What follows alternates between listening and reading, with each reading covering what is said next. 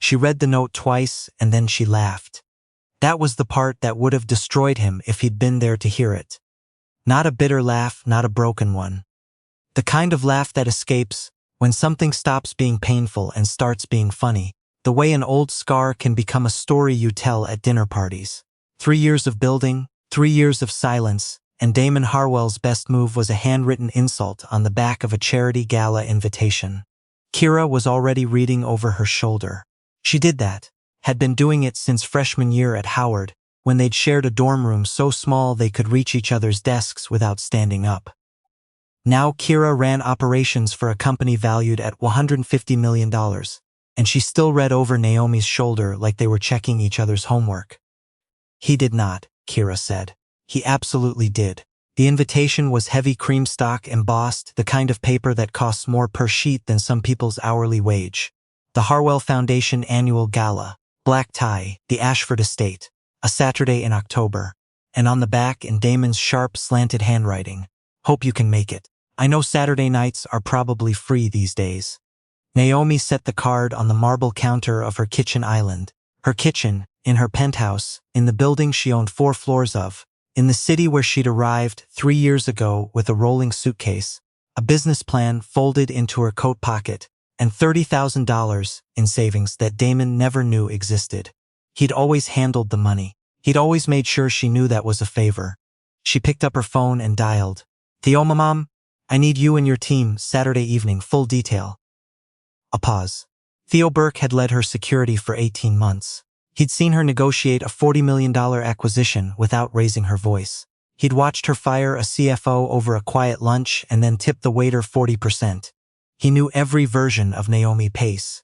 But something in her voice right now, the stillness of it, made him straighten up even though she couldn't see him.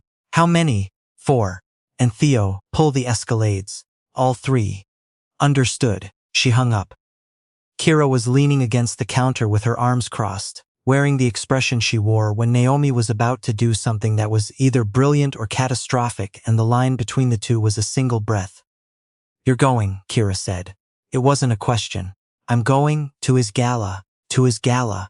Kira exhaled through her nose. "And what exactly are we doing there?"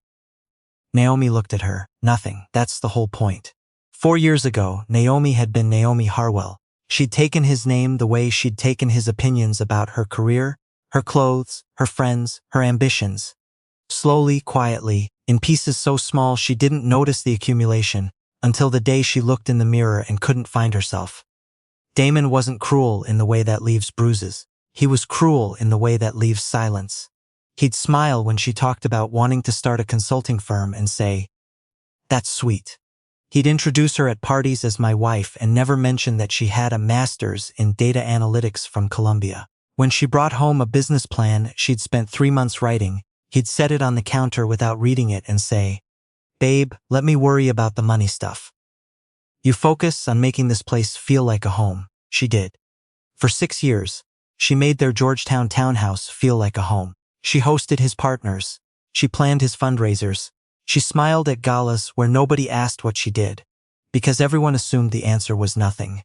And Damon let them assume it because it was easier to be the most impressive person in the room. When the woman beside him had agreed to be furniture, the end came on a Tuesday. She remembered it was a Tuesday because the garbage trucks came early and woke her up, and she'd lain in bed listening to them and thought, very clearly, like a bell struck once in an empty church, "I am disappearing." She didn't fight.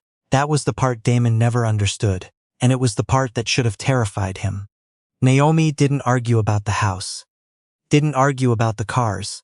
Didn't argue about the joint accounts or the vacation property in Hilton Head or the art they'd collected together, most of which she'd chosen and all of which he took credit for.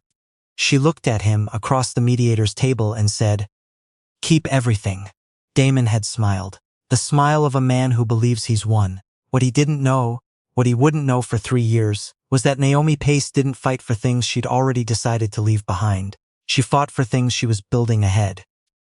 She started in a shared office in Bed-Stuy. 1 desk, 1 laptop, 1 whiteboard she'd bought secondhand from a school that was closing down. She called the company Pace Analytics. She liked the double meaning. Her name and her speed.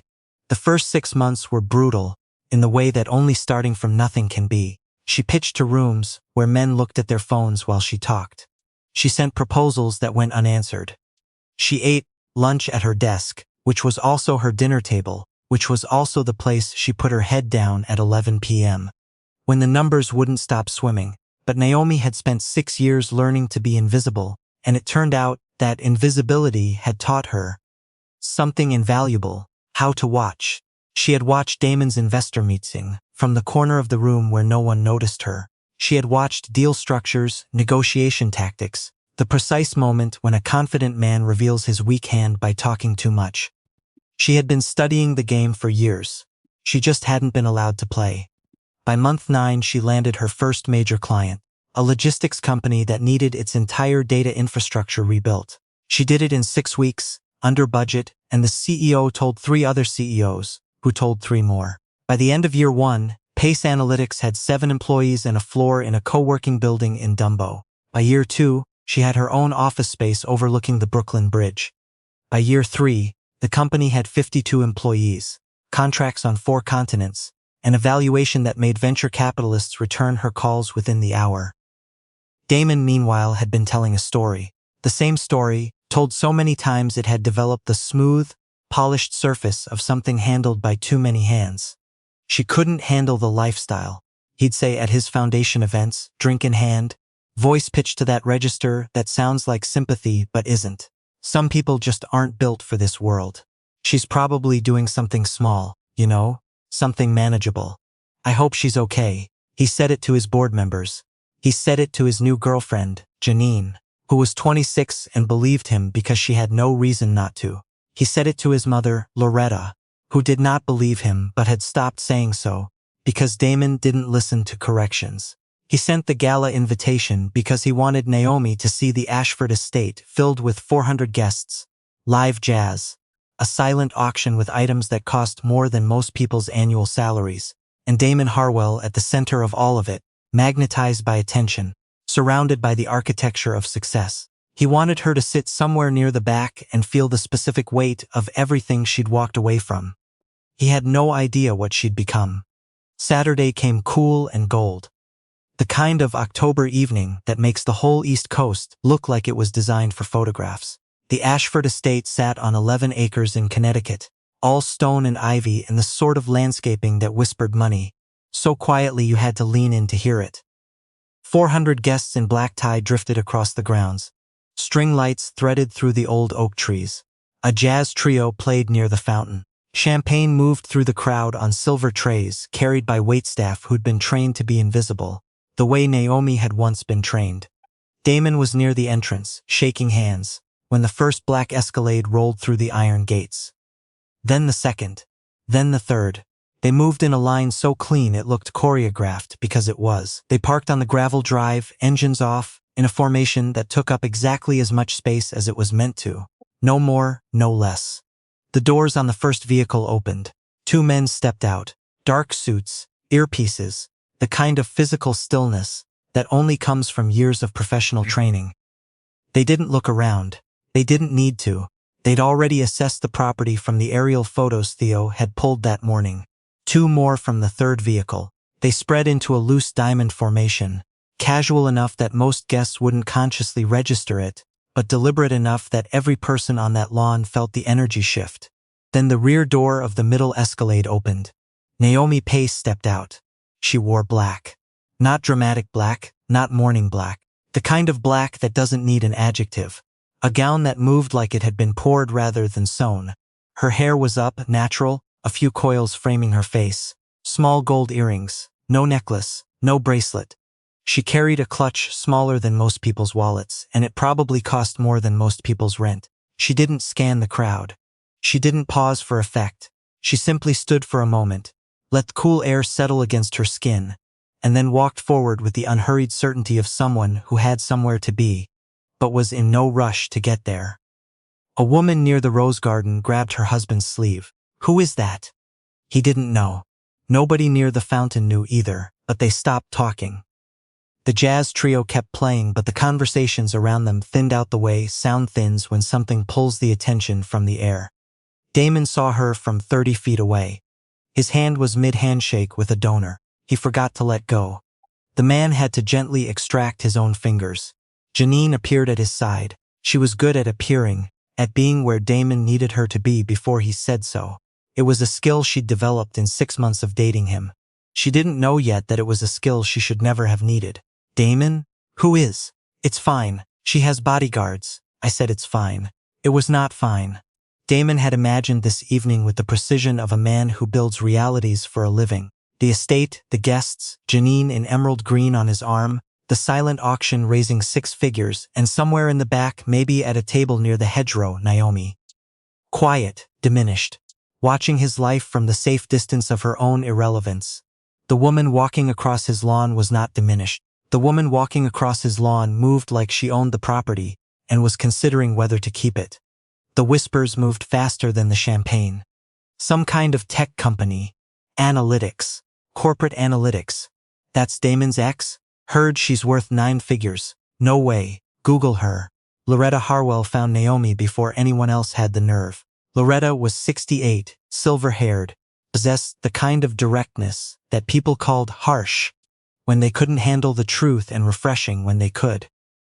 She crossed the garden with her champagne glass held like a scepter and stopped 2 feet in front of Naomi. Naomi.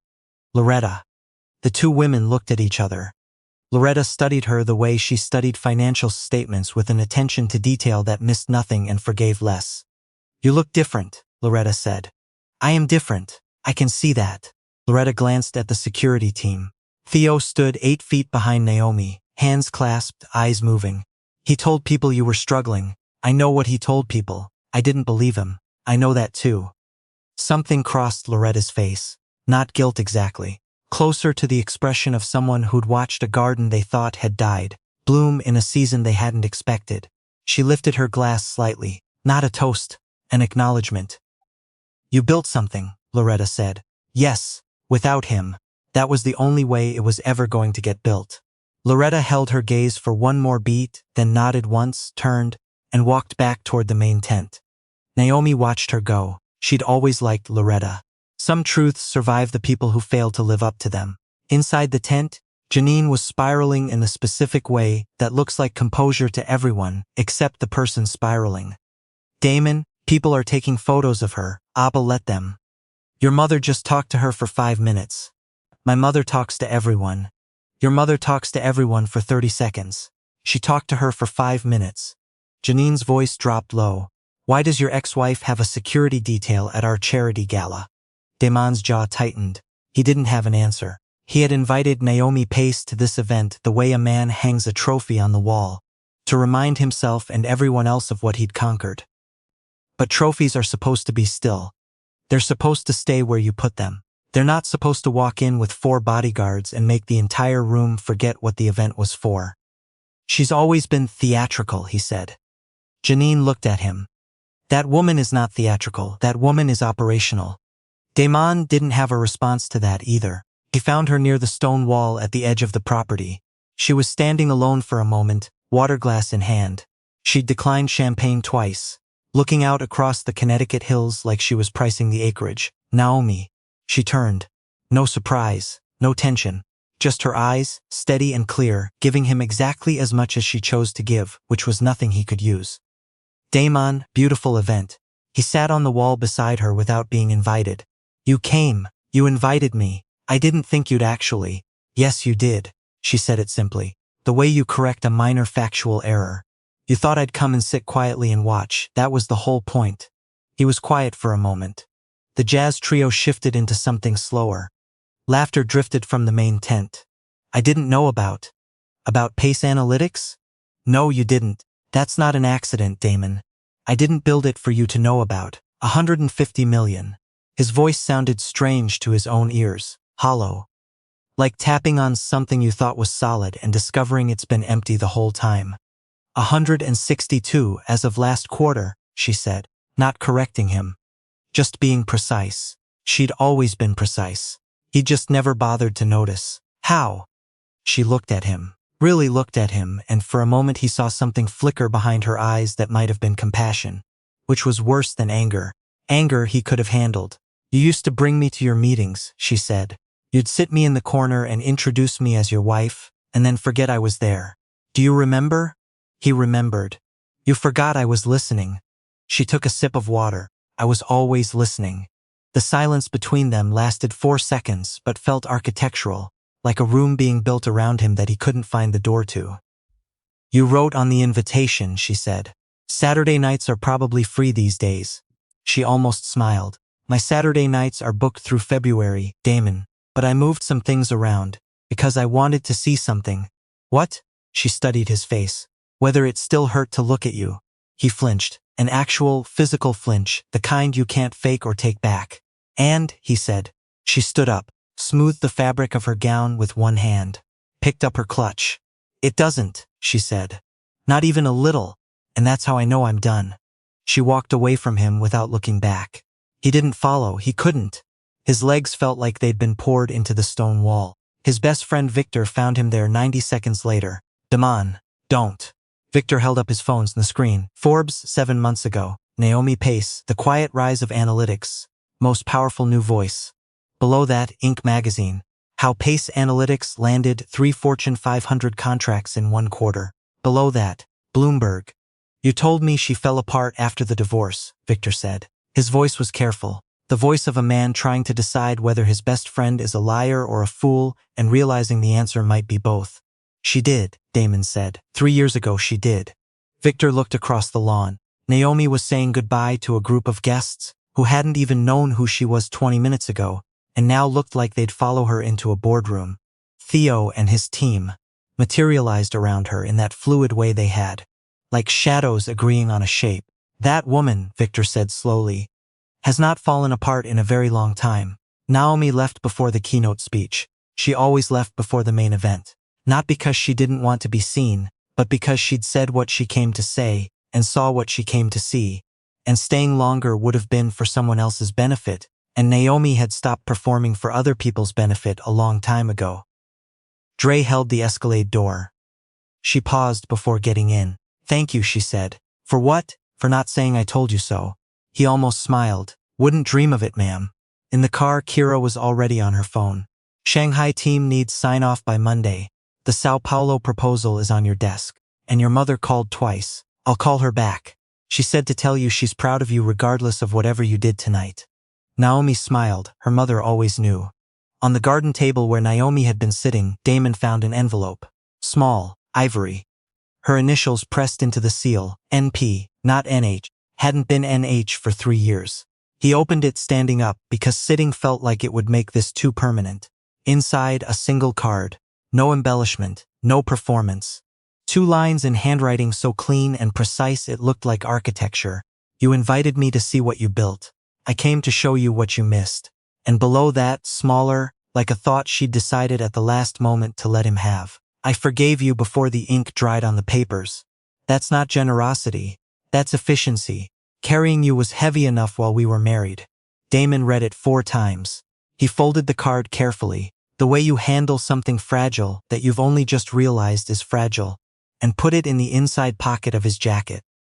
Victor found him again. The keynote was starting. 400 guests were settling into their seats. Jazz fading. Spotlights warming. You coming? Damon touched the card through the fabric of his jacket. He could feel the edges of it against his chest. Yeah. He walked back to the tent. Back to the lights and the applause, and the carefully assembled architecture of a night, designed to prove that Damon Harwell had arrived. But the seat he'd mentally reserved for a broken woman was empty, and the woman who'd occupied it for 90 minutes had left behind nothing but a glass of water, a card that fit in his palm, and a silence that was louder than the standing ovation he received 20 minutes later. He gave his speech. It was good. He'd practiced it for 2 weeks. People clapped. Janine beamed. The photographer captured him at the podium with the estate lit up behind him like a painting. But later that night, in the car home, Janine asleep against his shoulder, he pulled the card out and read it one more time. I forgave you before the ink dried on the papers. He put it back. He didn't know why he kept it against his chest. He didn't know why it felt heavier than everything else he'd carried that night. Across the bridge in her apartment, Naomi stood at the window the way she did when she needed to think without thinking. The city pulsed below her, Lights in 1,000 windows, each one a life being lived at a frequency she'd never hear. Kira had gone home. The apartment was quiet. On the counter, her phone buzzed with messages she'd answer in the morning. Clients, board members, the journalist from The Atlantic, who wanted a profile. She'd gone tonight because she needed to check something. Not to humiliate Damon, not to prove a point, not even to show him what she'd built. Though she'd be lying if she said there wasn't a part of her that had enjoyed the look on his face when he sat on that wall and realized the woman he'd dismissed for 6 years had built something he couldn't comprehend in 3. She'd gone to check the wound. For 3 years she'd carried a small, quiet ache in the place where those 6 years lived. Not for Damon, not for the marriage, for the version of herself she'd lost in it. The woman who used to have ideas and stopped sharing them. The woman who used to have a voice and learned to make it smaller. The woman who'd stood in front of a mirror one Tuesday morning while the garbage trucks rumbled past and realized she was vanishing. She pressed on it now gently, the way you test a door you think might be locked. Open, not open like a wound, open like a window. Something had shifted. The ache was gone and in its place was something quieter, something that didn't have a name yet but felt like the first deep breath after a long time underwater. She called her mother. "How was it?" her mother asked. Beatrice Pace was 71 and had the kind of voice that could make you feel held from 600 miles away. He wrote something petty on the invitation. Thought I'd show up broken. And I showed up. That's my girl. A pause. Naomi watched a plane cross the sky, lights blinking slow and steady. "Mama," he told people I was struggling. For 3 years, he told everyone who'd listen that I fell apart. "Baby, a man who has to tell people his ex-wife is struggling is a man who's afraid she isn't." Her mother's voice was warm and absolute, like a fact about gravity. "You didn't call to tell me about him. What is it?" Naomi smiled. Her mother always knew. "I checked. The thing I was carrying, that weight from the marriage, from everything I made myself small for. I pressed on it tonight and it wasn't there anymore." The line was quiet for a moment. "When did it leave?" her mother asked softly. "I don't know. Somewhere between the first client and the 50th employee. Somewhere between learning to hear my own voice again and realizing I'd stopped listening for his." "That's not healing, Naomi. That's arriving." Naomi closed her eyes. The city hummed below her. The skyline held steady in the dark. All those lights burning without apology, without permission, without anyone's approval to shine. "He wanted me to see what moving on looks like," she said. And I think he saw it first. She stood at that window for a long time after she hung up. Not waiting for anything. Not replaying the evening. Just standing in the life she'd built. Feeling the specific weight of it. Which was not heavy at all. Which was in fact the lightest thing she'd ever carried. The most dangerous thing you can do to someone who built their confidence on your silence is to find your voice and let it fill every room you walk into. Naomi didn't compete with Damon. She didn't collapse without him. She simply became everything he told her she couldn't be, and then she let that be enough.